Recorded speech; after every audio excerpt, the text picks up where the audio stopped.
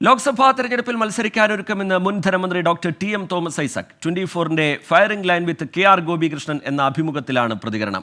Masala bond ഇറക്കിയതിൽ മുഖ്യമന്ത്രി ഉൾപ്പെടെയുള്ളവർക്ക് കൂട്ടുത്തരവാദിത്വമുണ്ട്. മുഖ്യമന്ത്രിയുടെ മകളുടെ കമ്പനിക്കെതിരായ അന്വേഷണം നടക്കട്ടെയെന്നും തോമസ് ഐസക് പറയുന്നു.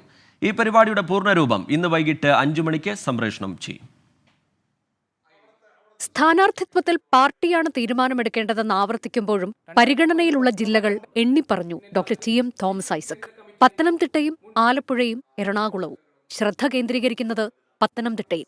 ഞങ്ങൾക്ക് എല്ലാവർക്കും ജില്ലകളിൽ പൊളിറ്റിക്കൽ ചാർജ് ഉണ്ട്. അതെ, എൻ്റെ ചാർജ് പത്തനംതിട്ടയാണ്. അപ്പോൾ അവിടെ നിന്ന് പ്രവർത്തിക്കും, അവിടെ നിന്ന് മത്സരിക്കാം. അത് എവിടെ നിന്നും വേണമല്ലോ, ആലപ്പുഴ നിന്നാവുമല്ലോ, എറണാകുളത്ത് നിന്നാവുമല്ലോ, പാർട്ടി തീരുമാനിക്കട്ടെ. പാർട്ടിയിലെല്ലാം ശരിയായ രീതിയിൽ അല്ല പോകുന്നതെന്നും തിരുത്തലുകൾ ഉണ്ടാകുമെന്നും ഡോക്ടർ ടി.എം. തോമസ് ഐസക്. ഞങ്ങൾ തിരുത്താൻ ശ്രമിച്ചുകൊണ്ടിരിക്കുകയാണെന്ന് നന്നാവനും സമ്മതിക്കൂലേ? ഞങ്ങൾക്കറിയാമെന്ന് ഇത് ഞങ്ങൾ പോകുന്നത് എല്ലാവരും നല്ല രീതിയിലല്ല.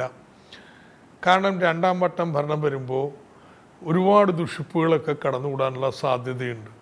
അപ്പം അതിനെതിരായിട്ട് ജാഗ്രത പുലർത്തണം. കിഫ്ബി മസാല ബോണ്ടിൽ ഒരു തെറ്റും ചെയ്തിട്ടില്ല. മസാല ബോണ്ട് ഇറക്കിയതിൽ മുഖ്യമന്ത്രി ഉൾപ്പെടെയുള്ളവർക്ക് കൂട്ടുത്തരവാദിത്തമുണ്ട്. 2 വർഷം അന്വേഷിച്ചിട്ടും എൻഫോഴ്സ്മെന്റ് ഡയറക്ടറേറ്റിന് ഒരു തെളിവും ലഭിച്ചിട്ടില്ല.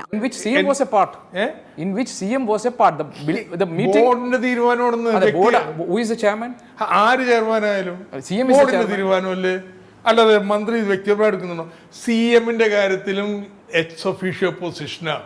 ഗവർണർ നയപ്രഖ്യാപന പ്രസംഗം ചുരുക്കിയത് സഭയോടും സർക്കാരിനോടുമുള്ള അവഹേളനമാണ്. ഇതൊരാളോടും ചിരിക്കുക പോലും ചെയ്യാതെ, അഭിവാദ്യം ചെയ്യാതെ കയറുന്നു, ഒരു വാചകം വായിക്കുന്നു, ഇറങ്ങിപ്പോകുന്നു.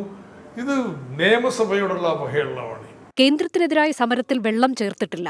ഡൽഹിയിൽ മുഖ്യമന്ത്രിയും മന്ത്രിമാരും പോകുന്നത് സമരത്തിന് തന്നെയെന്നും ഡോക്ടർ ടി.എം. തോമസ് ഐസക് പറഞ്ഞു. കരുവന്നൂരിലെ തട്ടിപ്പുകാർ ശിക്ഷിക്കപ്പെടണമെന്ന് പറഞ്ഞ ഡോക്ടർ ടി.എം. തോമസ് ഐസക് മുഖ്യമന്ത്രിയുടെ മകളുടെ കമ്പനിക്കെതിരായ അന്വേഷണം നടക്കട്ടെയെന്നും 24-നോട് പറഞ്ഞു. News desk 24.